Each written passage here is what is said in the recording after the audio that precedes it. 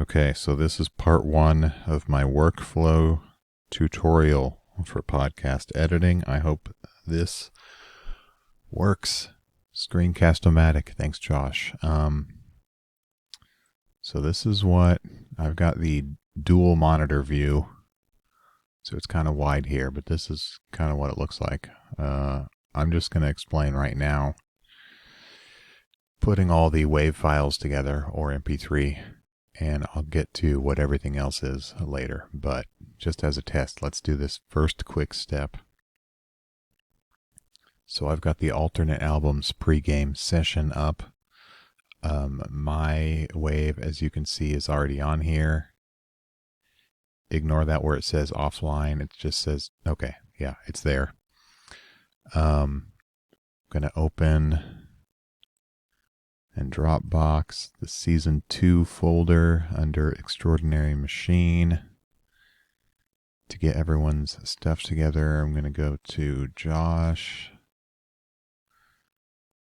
And Josh has got his labeled. We're only doing pregame, and there's 2 files, so they're chronological by the number here on the file name. Let's see what 1903 is. A lot of times these are nothing, so that's a false start or whatever. 1925, yes, that is. You can tell by the length there, that's the full pregame, so we'll stick it there. We'll line them up in a minute.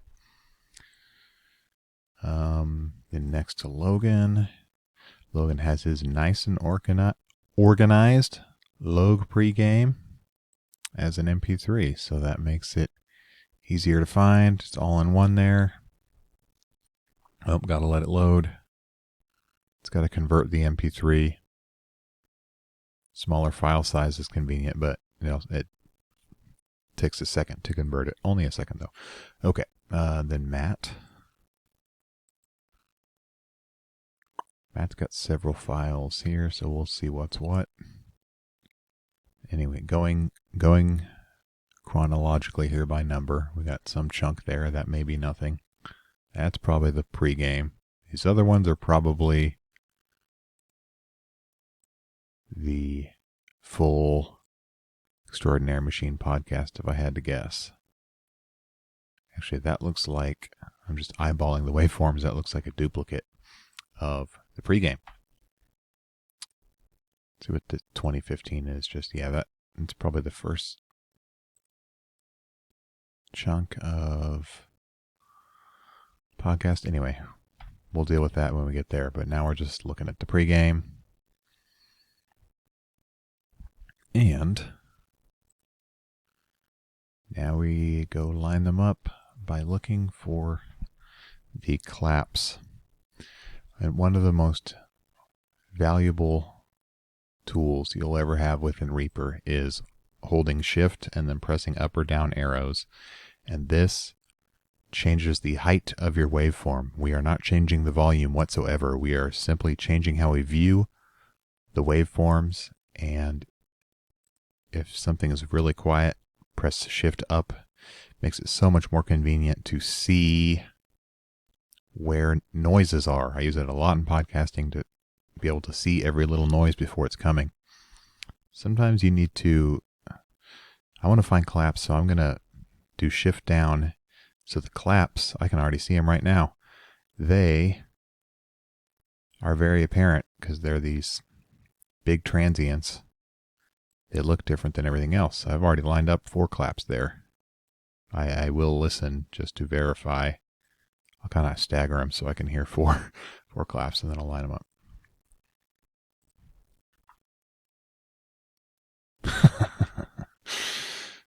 Nice little rhythmic effect there. But we're actually going to put them together, assuming everyone has good rhythm. That should do her. I'll make the wave heights a little bigger so I can see where everyone talks.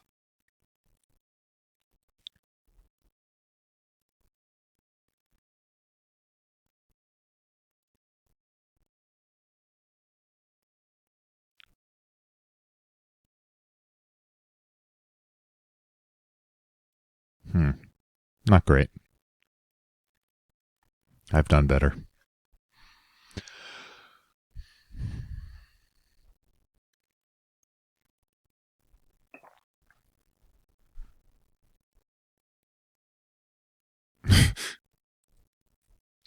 long-winded, and Logan says appropriate. Sometimes that is funny, and sometimes I miss these little jokes we do because Skype forces us to talk over each other.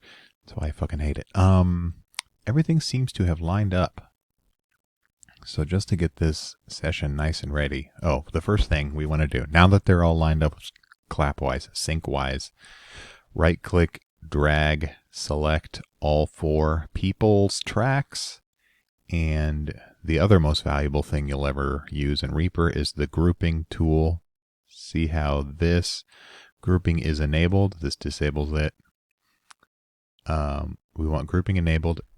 It should be the hotkey G. I'll show you more on hotkeys in another one, but tap G, and these green squares with links, a link icon or a chain has appeared. These are all now grouped. So when I grab one, they're all going to move together. So everybody stays together in sync. Makes it so much easier. This is the only way podcasts should ever be edited, in my opinion. Anyway, so now that they're all grouped,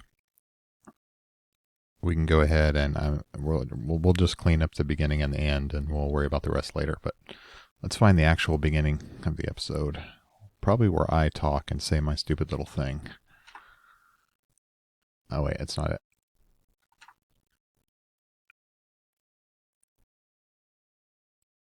So I'm going to hit S.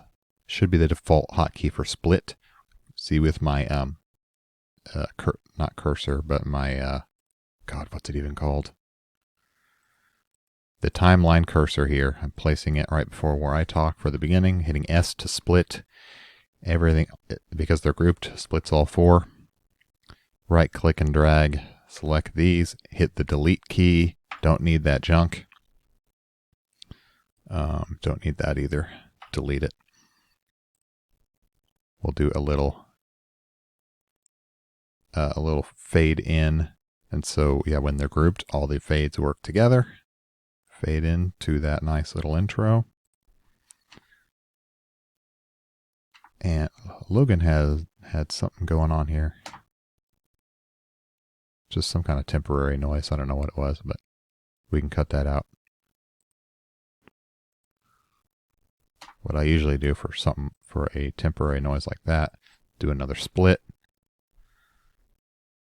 Real quick crossfade, no one will ever know. Click on this chunk, this item here with the noise, offending noise in it, and I have set my hotkey for mute.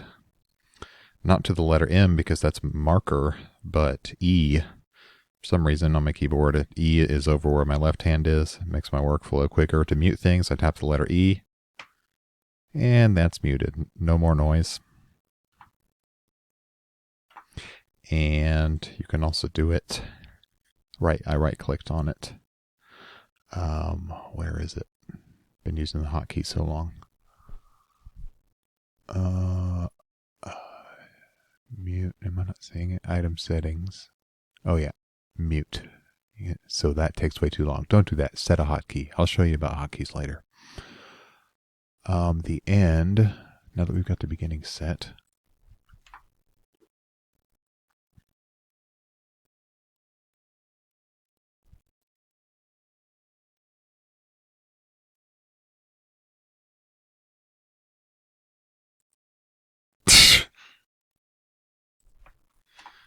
We're such dorks. But we can figure it out later. I'll put a split there. Delete. I can decide where to actually put the end there. Is the little aux stinger. Moving it over.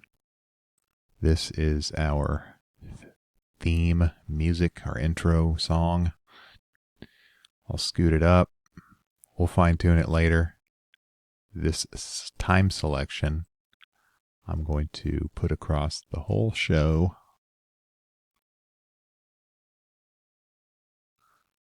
This is a very rough estimate. You look down here in the corner, about 46 minutes, really. That'll be cut down a bit after editing. But yeah, I'm almost out of time on the free trial of Screencast-O-Matic, so I'll show you more later, but that's just how we put the tracks in Reaper and line them up to get ready for editing. All right, bye.